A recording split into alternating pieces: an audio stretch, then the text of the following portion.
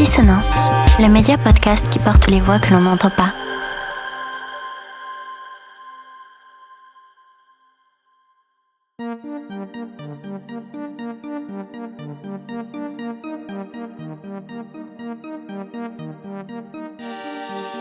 Dissonance, le média engagé et radical. Un nouvel épisode un vendredi sur 2 à 20h en libre écoute sur dissonance.bzh. Système éducatif. Éduquer, libérer, émanciper, pour que riment enseignement et épanouissement.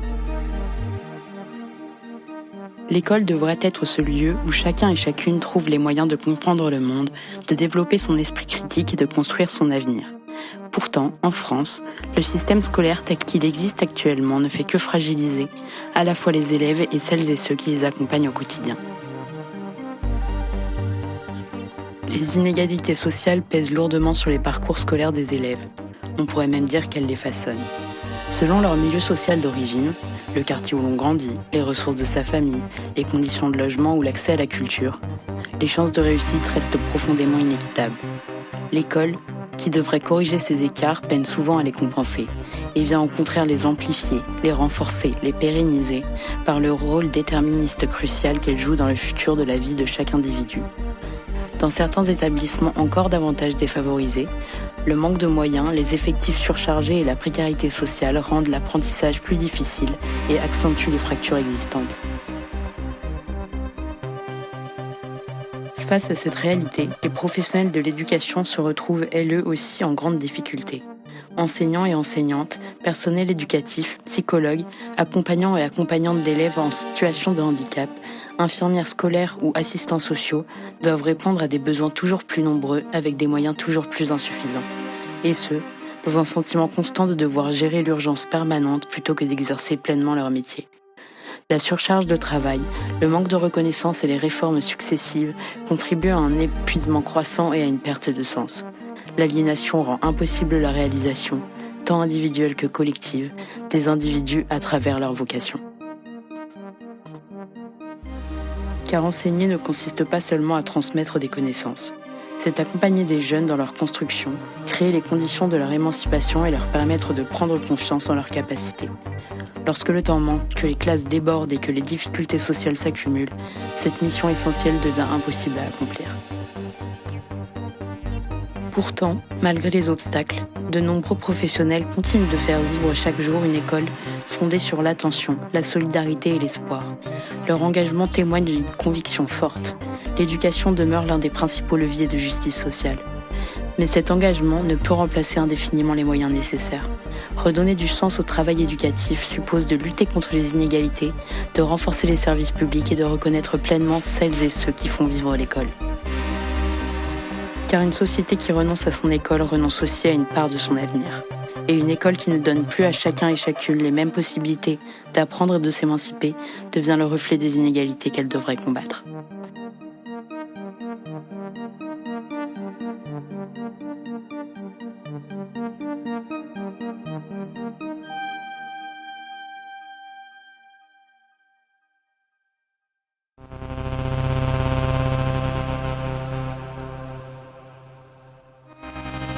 Qu'est-ce qui a motivé ton choix professionnel d'intégrer le système éducatif français ? Et quel est ton métier au sein de ce secteur ?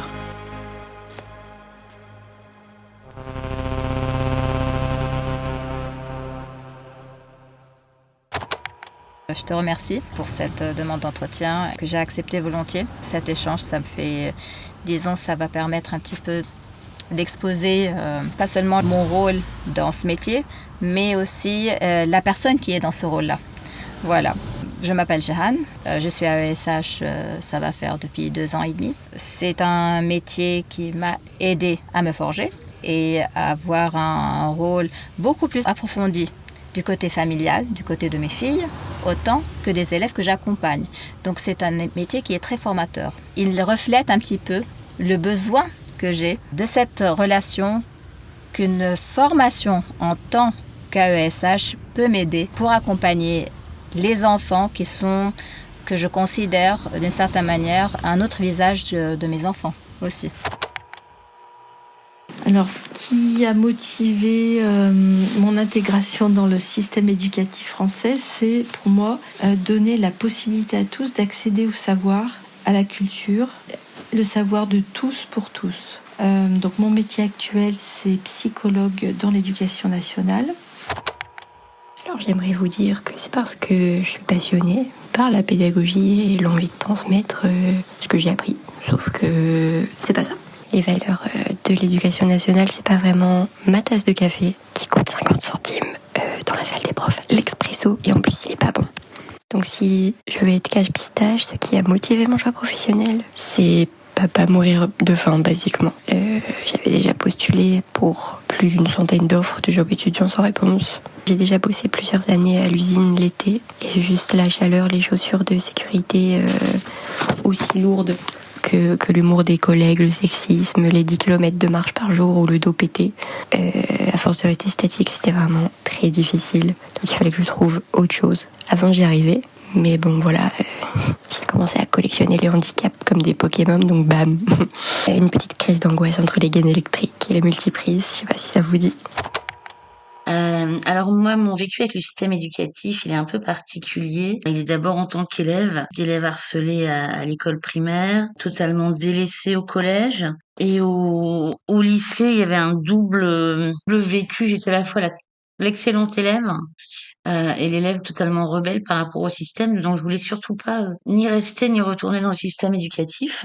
Et donc après 2 années d'études un peu forcées, d'études supérieures forcées, je me suis réorientée vers la voie qui m'intéressait, à savoir l'équitation. Et au bout de 7 ans dans l'équitation, je dois arrêter parce que je suis mère célibataire. C'est pas compatible avec mon boulot de monitrice d'équitation. Bilan de compétences avec Pôle emploi, on me propose 2 choses, soit le paysagisme, soit passer le concours d'instit.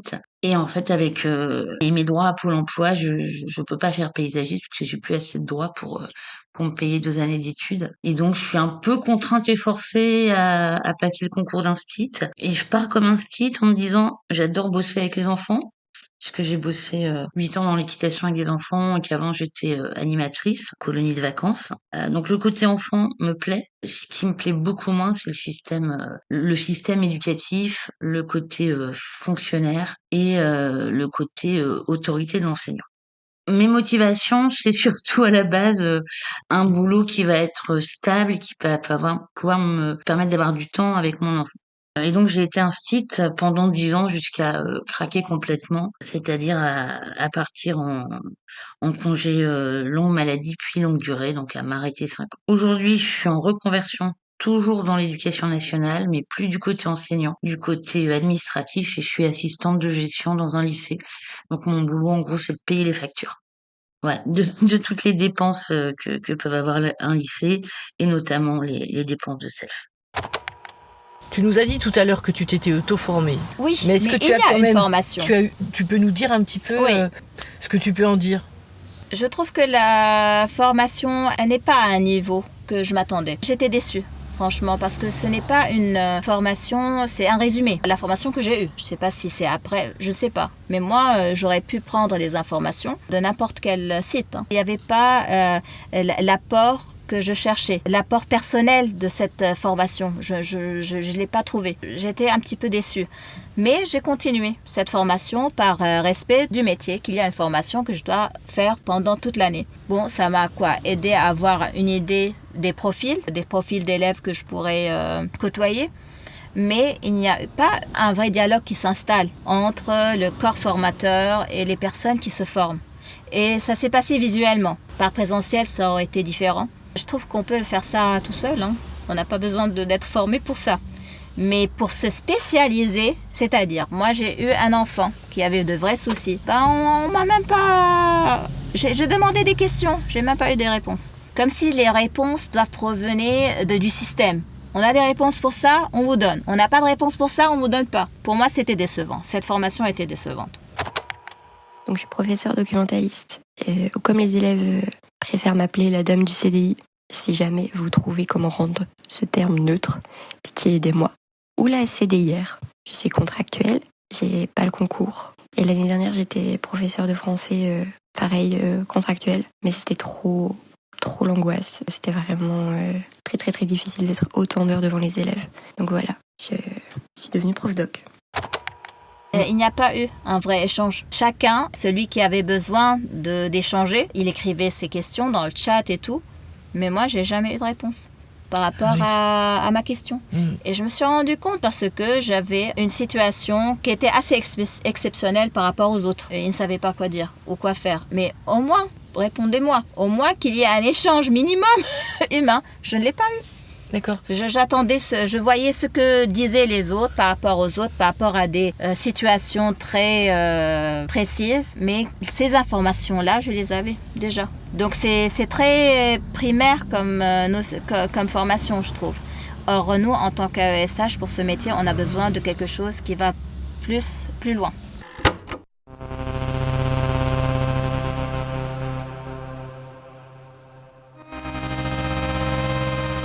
Quels sont les éléments ou les événements dans ton parcours de vie qui ont favorisé ce choix ?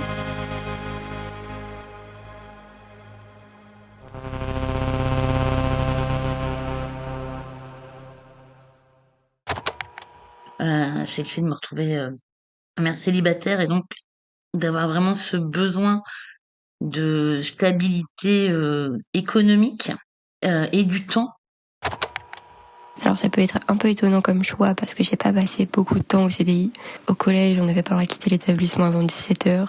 J'y allais de temps en temps, mais au lycée vraiment jamais. Dès que j'avais du temps, c'était pour sortir et aller fumer des clopes dehors, voilà. Mais à la fac, j'y suis allée un petit peu. J'ai bien aimé aller à la BU. J'ai commencé à emprunter des livres et j'étais bien contente parce que c'est devenu ma communiste fantasy. Il n'y avait pas besoin de payer, donc c'était cool. L'élément le plus important, c'est vraiment la panique de pas trouver de job dans la France de Macron. Voilà. Je savais pas ce que j'allais pouvoir faire et j'avais très peur du monde du travail, donc j'ai vraiment fait durer mes études. J'ai fait des demi-tours, des saltos, je suis revenue sur mes choix. Mais bon, il a bien fallu finir à un moment. Donc voilà, j'y suis. Donc j'ai juste appris, comme pas mal de gens, qu'il manquait beaucoup de profs. Et je me suis dit, bah alors, ils vont m'accepter s'il en manque beaucoup. Et donc voilà, I found the job. And I'm miserable now. Ça a commencé lors du Covid. Cette situation de confinement m'a aidé un petit peu à revenir, à me recentrer, à plus m'ouvrir au contact humain et au service humain, sans penser à la profession que j'avais auparavant, qui n'avait pas grand rapport avec les relations humaines. C'était dans le design, voilà. Donc là, on parle du service humain et au contact de l'être humain et cette conscientisation des besoins communs et comment on peut partager ces besoins et comment on peut s'entraider. L'AESH m'a aidé plus à approfondir ce cheminement que j'ai eu pendant ce confinement qui a duré aux alentours de 2 ans. Petit à petit, naturellement, vraiment de bifurquer de mon ancienne profession vers ce nouveau métier. Voilà. Alors il y a d'abord mon parcours personnel où je viens d'un milieu, on va dire, ouvrier. Et pour moi, c'est vraiment le système éducatif français, l'école qui m'a permis d'accéder au métier que je souhaitais avoir. Donc j'ai eu la chance d'être soutenue par mes parents pour poursuivre autant que je le pouvais des études supérieures. Et pour moi, ça a été une chance. Mais je sais que c'est pas une chance pour tous. Plusieurs de mes amis, camarades qui venaient aussi d'un quartier défavorisé comme moi n'ont pas tous eu la chance d'accéder à des études supérieures comme ils l'auraient souhaité.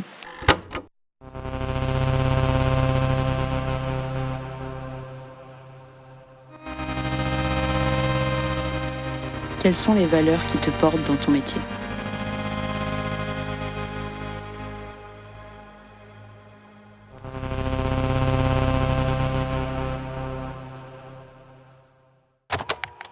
Le choix vraiment primaire de pourquoi j'ai choisi ce métier, c'est cette relation que j'aime approfondir avec l'élève en tant qu'élément que je voudrais vraiment aider à qu'il intègre toutes les notions d'apprentissage, qu'il soit dans une vraie insertion dans son environnement, dans son contexte, n'importe le profil qu'il a. Mon premier moteur, c'est mes enfants.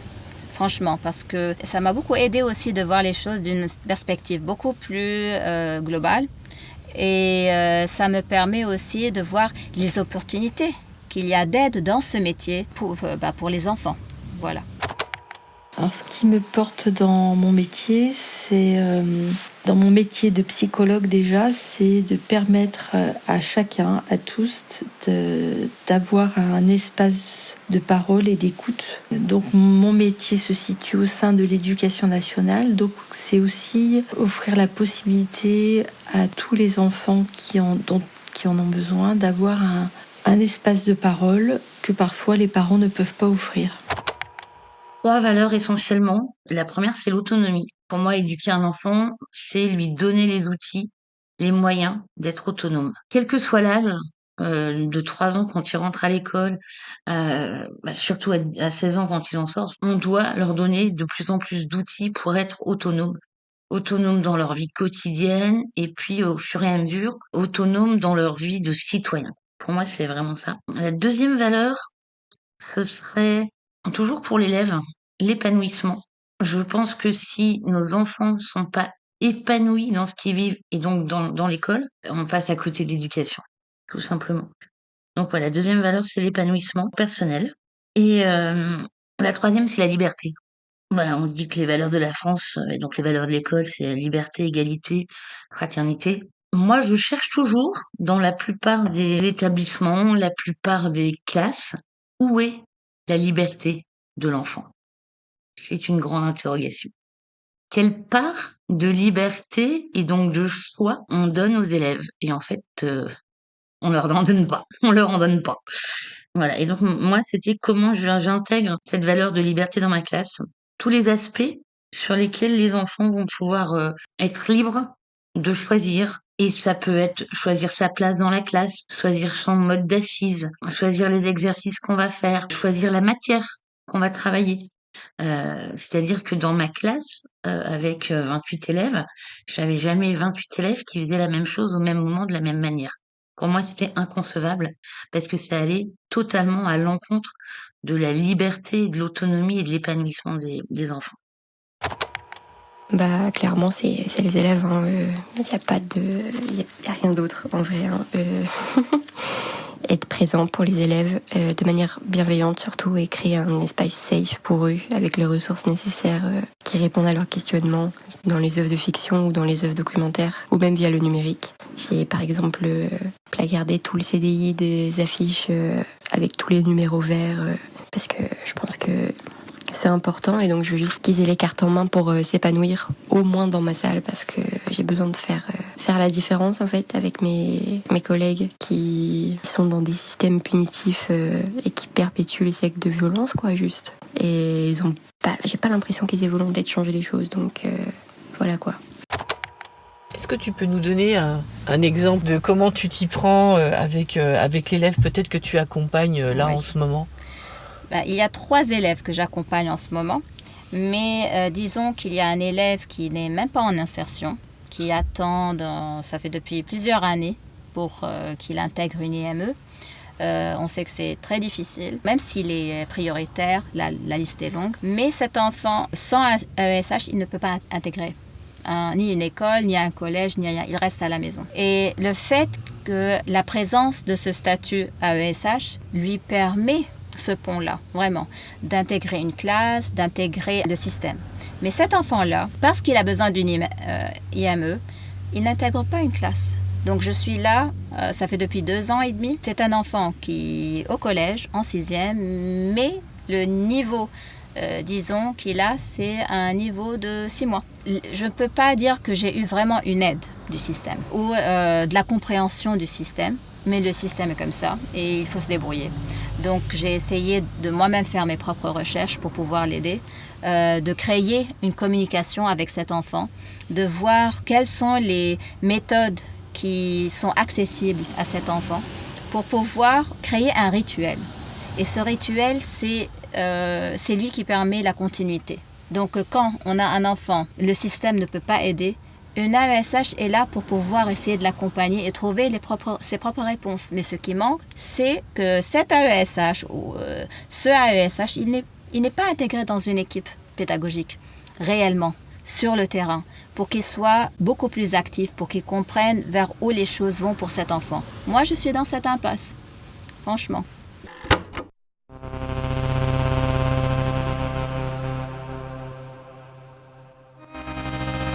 Que t'évoque l'expression système éducatif?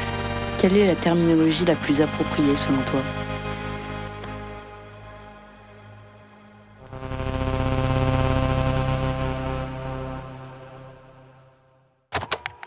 Alors, je déteste cette appellation de système éducatif. D'abord parce que justement, c'est un système comme le système capitaliste, c'est-à-dire qu'il est construit en fonction de différents objectifs et que tout tend vers ces différents objectifs. Et si on regarde d'un point de vue historique, notre système éducatif, il a été construit au 19e siècle. Donc, on est en 1880 quand Jules Ferry rend l'école obligatoire et donc gratuite de 6 à 12 ans, avec pour objectif d'avoir clairement une main-d'œuvre nombreuse et servile pour, d'une part, l'industrie. Et si vous regardez la façon dont on disposait les tables et les chaises dans une classe et les ateliers industriels de la fin du 19e siècle, c'est exactement la même chose. Il n'y a pas de différence entre l'ordonnancement d'une classe et l'ordonnancement d'un atelier textile de la fin du 19e siècle. Donc, fournir de la main-d'œuvre servile et nombreuse à l'industrie, et deuxièmement, fournir des soldats tout aussi obéissants et de la chair à canon pour la revanche contre l'Allemagne. Faut pas se leurrer.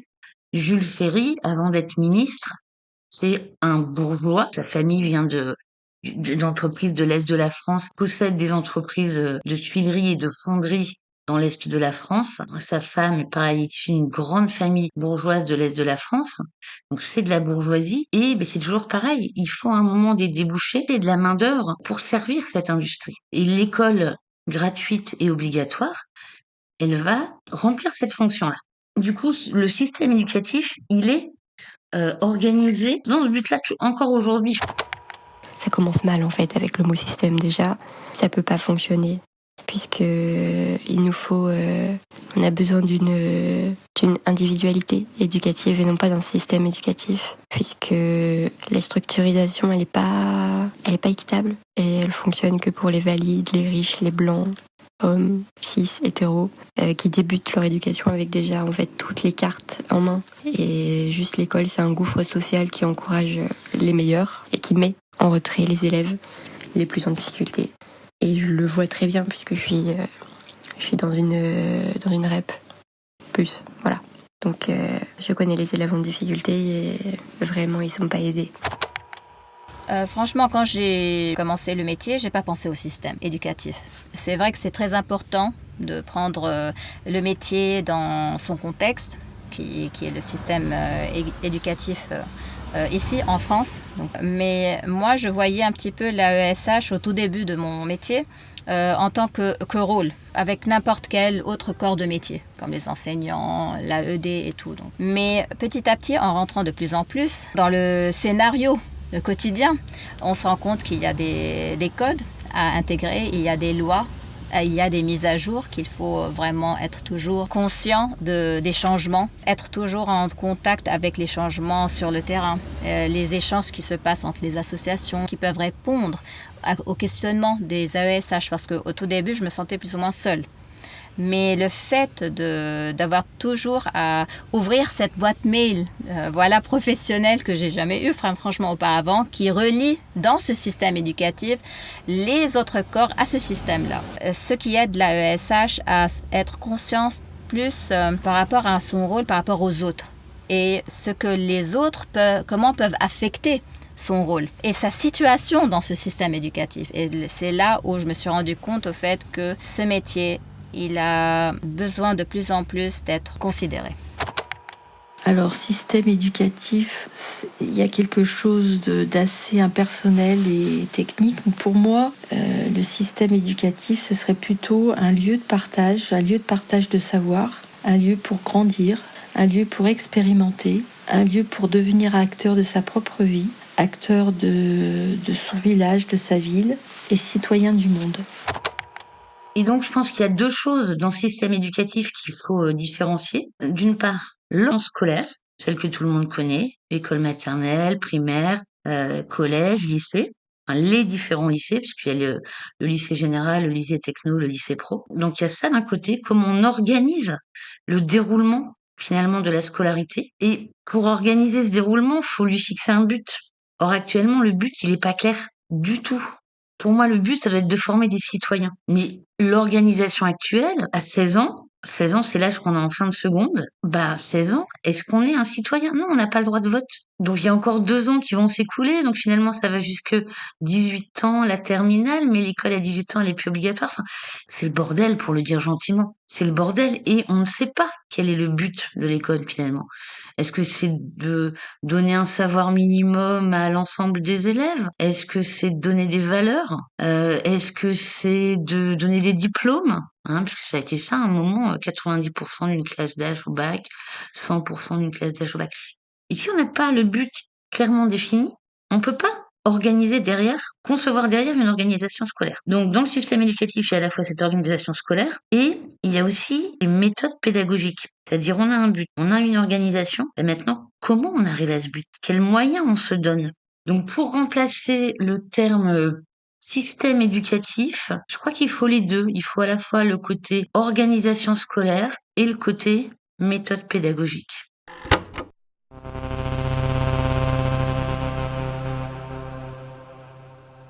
Considères-tu que ton choix professionnel est motivé par une vision politique du métier? Si oui, par quoi s'exprime cette vision politisée que tu portes?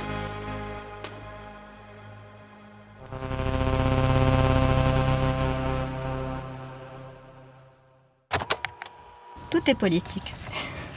Ça, c'est mon avis. Peut-être tout est politisé. Mais je trouve que oui, il doit être politique. Tout simplement parce que, comme tout sujet qui se rapporte à un métier qui doit évoluer en société, pour voir cette société évoluer. C'est l'un des nœuds du système éducatif. On a besoin vraiment d'être conscient de notre rôle et de l'importance qu'on apporte à cet enfant. Même si le système cherche, comme tout système, cherche toujours à minimiser. Parce que, peut-être, il expose une faiblesse dans ce système. C'est aux AESH vraiment d'être solidaires par rapport au levier du fait qu'on est un nœud qui peut faire évoluer le système même éducatif. Pas mon choix professionnel. Ma pratique professionnelle a été clairement influencée par une vision politique de mon métier. Oui, totalement. Moi, j'avais une classe qui fonctionnait de façon un petit peu particulière. Alors, sur le plan pédagogique, moi, je me suis inspirée de 3 pédagogies. La première, c'est la pédagogie freinée, qui est une pédagogie basée sur le projet, où l'enfant est vraiment mis en activité. La deuxième, c'est une évolution de la pédagogie freinée et qui est plus adaptée en milieu urbain, qui est la pédagogie Ouri, qui lui a travaillé sur les institutions dans la classe, c'est-à-dire sur une classe qui fonctionne comme une démocratie, avec un conseil de vie de classe, qui pour moi était vraiment une institution hyper importante dans ma classe, et avec des systèmes de mise en place collaborative, des règles de fonctionnement, des droits et des devoirs pour chacun, y compris pour l'enseignant. Voilà, moi j'étais soumise aux mêmes règles que mes élèves dans la classe. Et le troisième pédagogue qui m'a beaucoup inspiré, c'est Francisco Ferrer, un penseur libertaire et qui a beaucoup travaillé sur la pédagogie coopérative. Alors que dans une classe traditionnelle, donc dans 95 voire 99% des classes, on va mettre les enfants en compétition par le système de notation, par le classement. Il y a des premiers de classe, il y a que de classe. La pédagogie coopérative, elle raye complètement ce système de la classe parce que on avance mieux ensemble, en fait.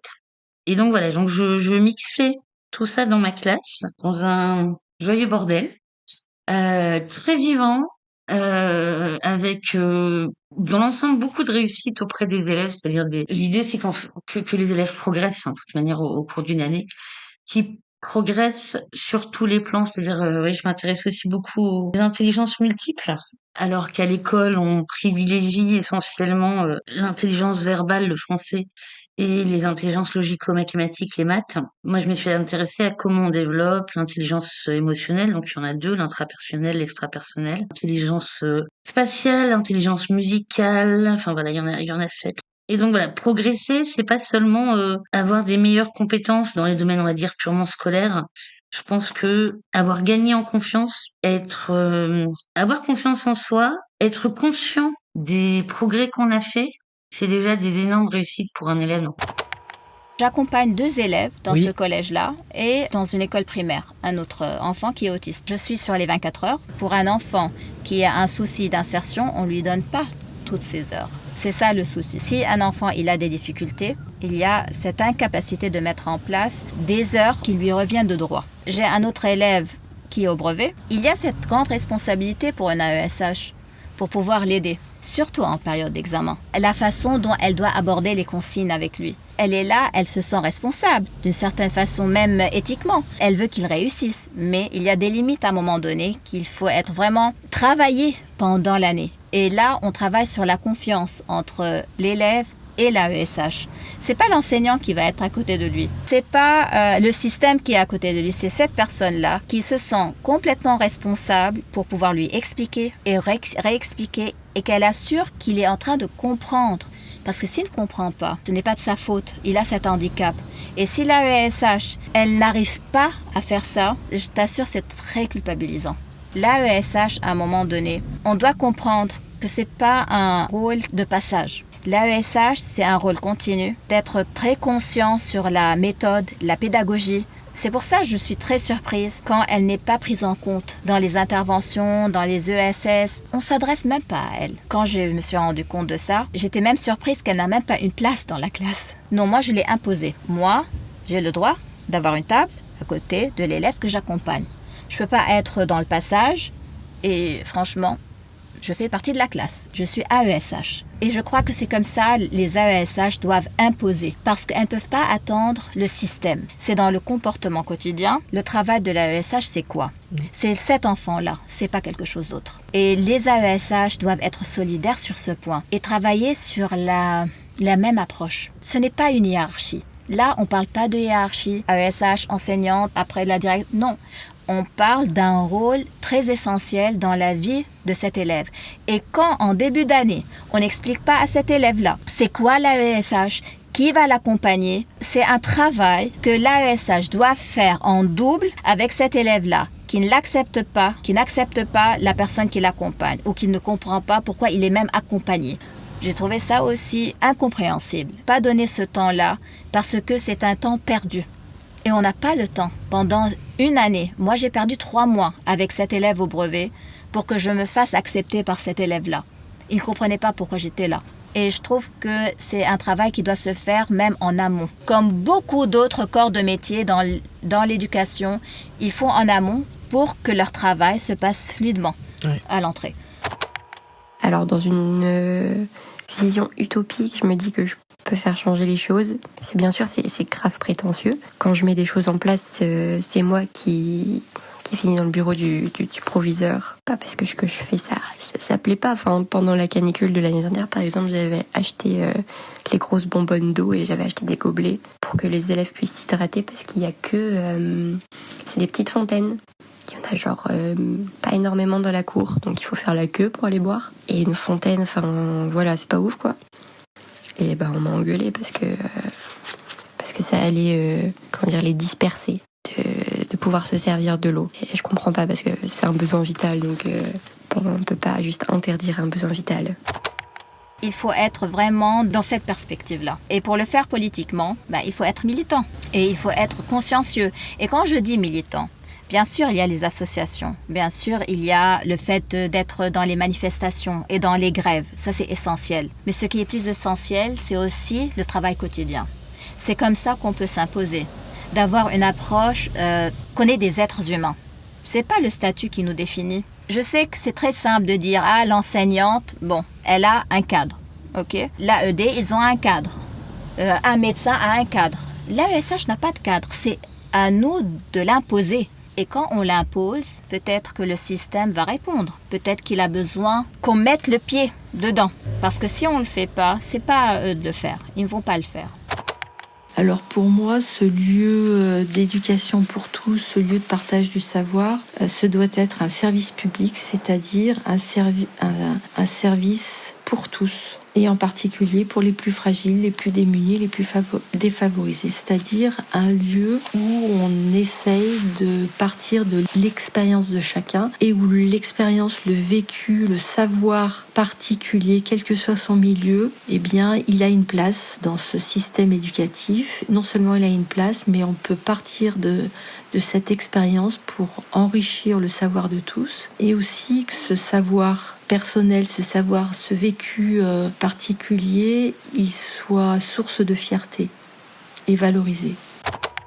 Là, je vous parle de politique parce que c'est très politique ce qui se passe, mais ça affecte vraiment l'enseignement et tout le système éducatif. C'est pour ça on revient, le rôle d'AESH quand il a été créé et quand ils me disent « Ah, il a été créé par le système parce qu'il veut remplir les vides », non, ce n'est pas vrai. Parce que si c'était comme ça a priori, maintenant ça a beaucoup de sens. Et c'est un métier qui va rester pour évoluer. Sinon, la politisation, on va dire qu'elle passe par les livres, les livres sur le féminisme, sur la queerness, sur les handicaps. Et j'essaie surtout de mettre en avant des héroïnes noires, fictives ou historiques, parce que les élèves noirs ont besoin de représentation et ils sont en majorité dans l'établissement où j'exerce. Il y a des lois qui se créent là maintenant pour ne pas prendre en compte la MDPH, pour décentraliser cette demande et pour un petit peu la diviser, la disperser chez le médecin, l'orthophoniste, la motricité, le psychologue. Or, la MDPH, c'est le centre organisationnel de tous ces corps de métier. Ils ont besoin d'un centre de décision et ils veulent l'enlever de la MDPH.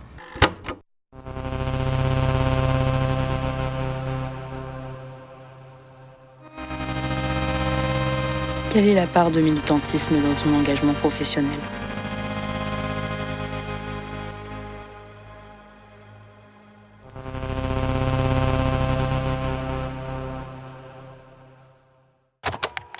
Je vais dire surtout que je suis syndiquée, donc j'essaye d'aller en manif quand je peux et que j'en ai l'énergie. Mais bon, tu connais le handicap. Par contre, je suis en temps partiel, donc je suis beaucoup trop dans la précarité pour faire grève, donc je peux pas vraiment...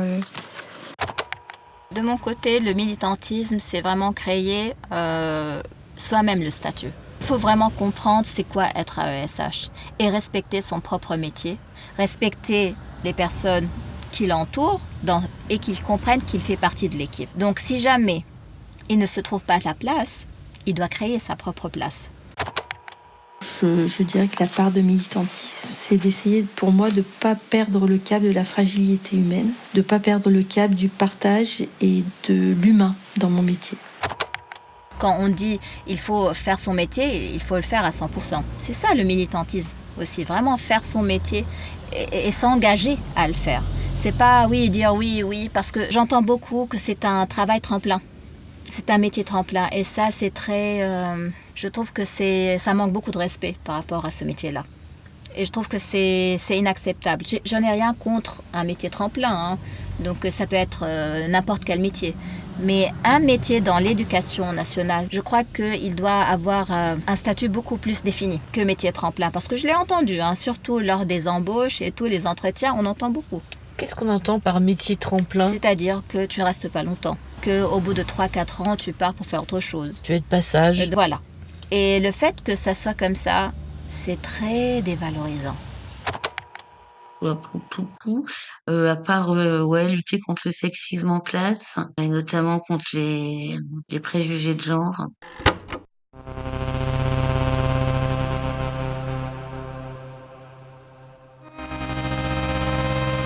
Quelle projection fais-tu sur le devenir du système éducatif et de l'enseignement en France ?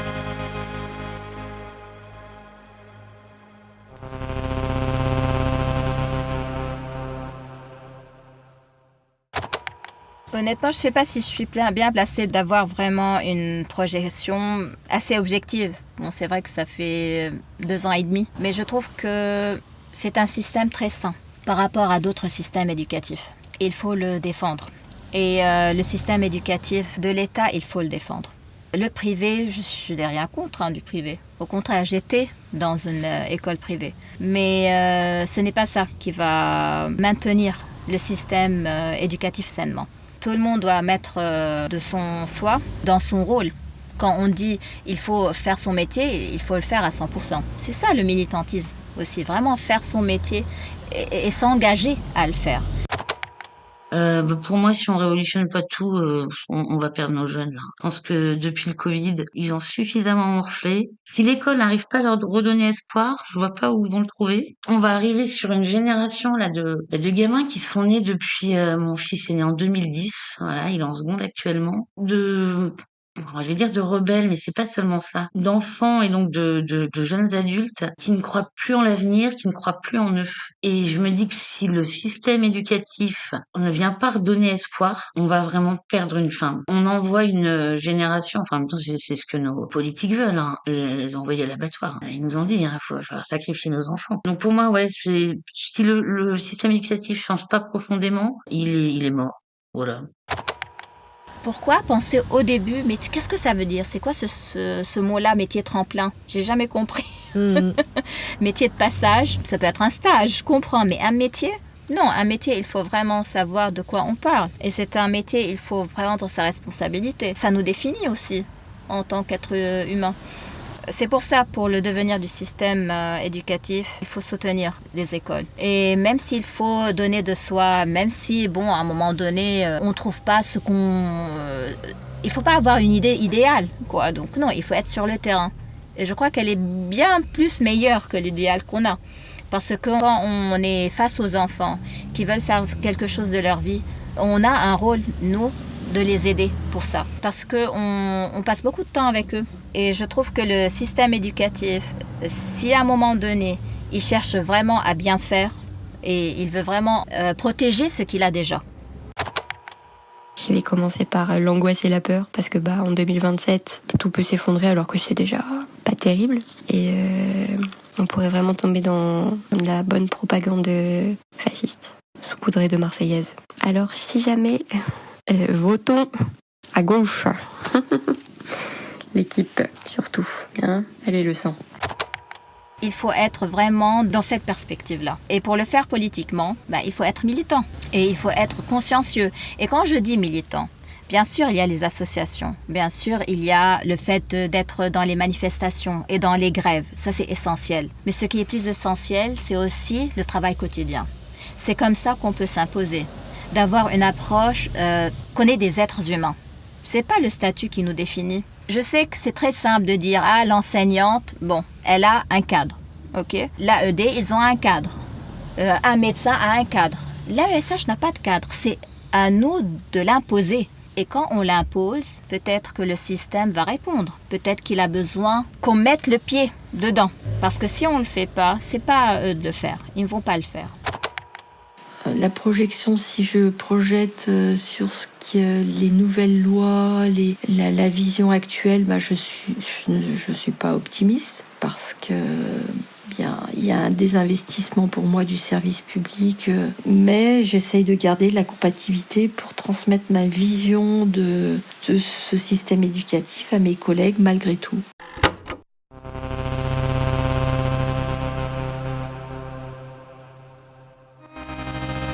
Quels sont, selon toi, les axes d'amélioration à envisager et mettre en œuvre à l'école?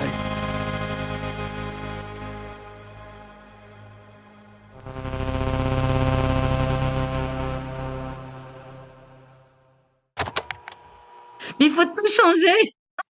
Faut tout changer. Le fond et la forme. Premier changement à faire, définir des vrais objectifs et des vraies valeurs pour l'école. Parce qu'on n'arrête pas de nous rabâcher les oreilles avec les valeurs de liberté, d'égalité, de fraternité et de laïcité à l'école. Dites-moi, mais vraiment, hein, dites-moi quand est-ce qu'on les met en œuvre en fait. La liberté pour les enfants, il n'y en a pas. Ils n'ont pas le choix d'aller à l'école ou pas, ils n'ont pas le choix des horaires. Tant qu'ils sont pas en lycée pour leur orientation, ils n'ont pas le choix des matières qu'ils apprennent. Enfin, ils n'ont aucun choix. Donc la liberté n'existe pas. La fraternité. Comme on développe jamais la coopération, il n'y a pas de fraternité ni de sororité à l'école ou au collège ou au lycée. Hein. Ils ont leur groupe de copains, point. Et là-dessus, je parlerai aussi du harcèlement. Le harcèlement à l'école, le harcèlement entre enfants ou entre jeunes, il n'existe que parce qu'à un moment, il y a le harcèlement des enseignants. C'est-à-dire que les premiers à harceler les élèves, ce sont les enseignants. C'est du harcèlement qui est devenu anodin en fait, mais humilier un élève, le pointer du doigt sans arrêt pour ses mauvais résultats notamment ou pour son comportement, c'est un comportement qui est totalement banal chez les enseignants. Alors, on va commencer par le lieu, basiquement. La salubrité, s'il vous plaît. En hiver, on aimerait bien du chauffage. En été, on aimerait bien de la ventilation. Quand il y a de la pluie, on aimerait bien qu'il n'y ait pas de fuite. Par exemple, il n'y a pas longtemps, il y a eu la tempête qui est passée. Là, j'ai oublié le nom, mais là où je bosse, il y a eu un toit arraché dans une école. Donc, déjà, ça, faites des endroits solides, assez de tables, assez de chaises, hein, et moins d'élèves par classe si on n'a pas assez de tables, assez de chaises. Basiquement, fourniture, cantine gratuite. Donc voilà, liberté et fraternité, j'ai sauté égalité. Donc pour l'égalité, pareil, on le sait que l'école ne fait que reproduire les inégalités sociales. Où est l'égalité dans le système éducatif? Il n'y en a pas. Quant à la laïcité, en théorie, c'est la séparation de l'Église et de l'État, et c'est la possibilité pour chacun de pratiquer le culte qu'il souhaite. Or, depuis la loi sur le voile à l'école, je crois qu'elle date de 95 ou 96, j'étais en fac, les jeunes musulmanes n'ont plus le droit de venir voiler au lycée. Clairement, on est sorti de la laïcité. On est sorti de la laïcité puisque on n'a plus le droit de montrer qu'on est musulman. Alors que c'est juste l'État dans la loi de la laïcité qui n'a pas le droit de financer l'église, enfin aucun culte. Donc l'école publique, faut arrêter de dire qu'elle est laïque. Surtout quand les fonds publics servent à financer les établissements privés catholiques. Des AESH, même avec des élèves sans diagnostic, parce qu'il n'y a pas besoin de diagnostic pour avoir un accompagnement personnalisé dans un monde utopique, hein, bien sûr. Dans ma salle, j'aimerais qu'il y ait par exemple des espaces pour les personnes handy, un espace où il n'y a pas de lumière, où il n'y a pas de bruit, parce que j'ai quand même des élèves qui font pas mal de bruit, et je pense qu'il y a certains élèves qui ne viennent pas à cause de ce brouhaha incessant que j'ai du mal à contrôler. En restant sur le handicap, il faudrait vraiment une déstigmatisation du handicap auprès des profs. Parce que, je vais vous le dire, hein, mais je suis en salle des profs, mais je suis pas là. Enfin, j'y arrive pas, en fait. J'arrive pas à engager une conversation parce que tout ce qu'ils font, c'est critiquer les élèves en salle des profs pendant la récréation. Quels sont les objectifs de l'école? Est-ce qu'on continue à vouloir former des jeunes serviles ou est-ce que le but de l'école, c'est de former des citoyens conscients, intelligents, avec des capacités de réflexion? Ça, c'est pour le fond. Et puis sur la forme, voilà, arrêter de mettre en place une pédagogie traditionnelle, arrêter de bourrer le crâne des enfants avec des trucs, mais des fois inutiles, remettre en avant les pratiques artistiques, qu'elles soient art plastique ou musicales, à l'école, remettre en avant les activités manuelles à l'école. On a totalement exclu les activités manuelles, comme si être manuel, c'était pas être intelligent, en fait. L'intelligence ne peut être qu'intellectuelle. Ben non, en fait. Donc, remettre en avant les activités manuelles à l'école, les activités artistiques et les activités sportives. Voilà. Ça, ce serait 3 bonnes choses sur la forme à faire. Est-ce que tu voudrais ajouter quelque chose sur ton métier d'AESH dans le système de l'éducation nationale? Juste que ce métier, il ne peut qu'évoluer. Voilà. Ben, merci beaucoup. Merci beaucoup pour votre temps d'échange. Merci. Ben, merci de partager tout ça avec nous. Parce qu'en fait, il y a plein de personnes qui ne savent pas ce que c'est que le métier d'AESH. Et là, il y a des luttes à mener. Ouais. Ben, il y a toujours des luttes. C'est vrai. Mais il faut lutter tous les jours. Tous les jours. C'est ça. C'est très essentiel de lutter en masse, mais sans les luttes journalières, les deux vont ensemble. Ouais. Ça devrait être des luttes journalières autant que des luttes sur le terrain. Voilà. Merci. Merci à toi. Revoir aussi les rythmes scolaires. On est le système éducatif, en tout cas on a l'organisation scolaire où il y a le moins de nombre de jours d'école par an avec le plus d'heures. Nos élèves ont les journées les plus chargées, de la petite section à la terminale. Ils ont vraiment les journées chargées qui est totalement... En fait, le rythme de l'école est basé sur le rythme en entreprise en fait. 2-3 ans, ils font leurs 8 heures par jour. Allez au taf. Changer le système punitif pour pour un autre système qui fonctionnerait mieux, puisque le système punitif de toute façon ne fonctionne pas. Prendre en compte et ne pas oublier que les élèves sont des enfants en pleine construction. Alors il y a plusieurs pistes qui me paraissent nécessaires.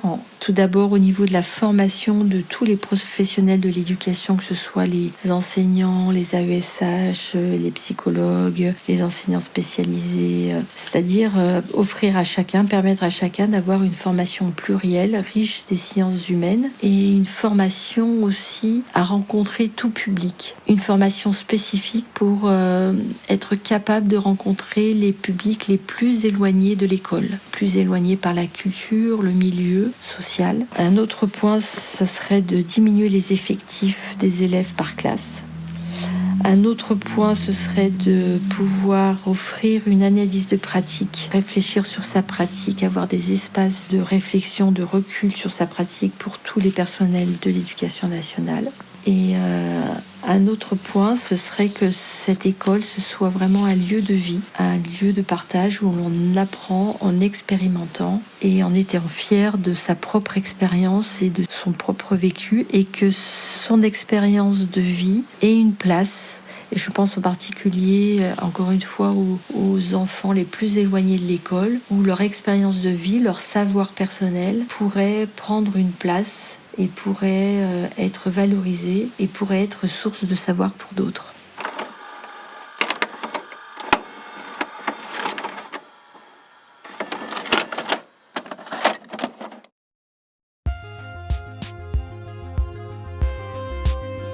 Malgré les difficultés du système scolaire, malgré le manque de moyens, la fatigue, les injonctions contradictoires, de nombreux enseignants et enseignantes professionnels de l'éducation continuent de s'engager bien au-delà de ce que leur impose leur fonction. Cet engagement repose souvent sur une conviction simple mais essentielle. L'éducation ne se limite pas à transmettre des savoirs, elle consiste aussi à permettre à chaque jeune de trouver sa place dans le monde et de devenir acteur ou actrice de sa propre vie. Chaque jour, dans les salles de classe, les bureaux, les cours de récréation ou les internats, des professionnels prennent le temps d'écouter, d'encourager et d'accompagner. Ils cherchent à comprendre les difficultés derrière les absences, les retards ou les décrochages.